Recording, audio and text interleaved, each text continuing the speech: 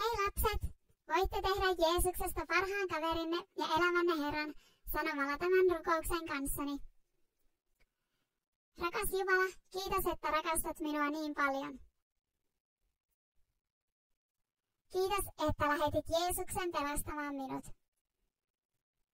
Uskon, että Jeesus kuoli minun puolestani. Ja että Jumala herätti hänet kuolleista minun vuokseni. Ja että hän on elossa tänä päivänä. Tunnustan suullani, että Jeesus Kristus on elämäni Herra.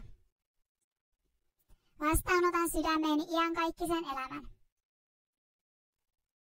Olen nyt uudesti syntynyt.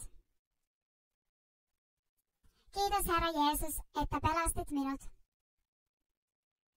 Olet nyt paras kaverini.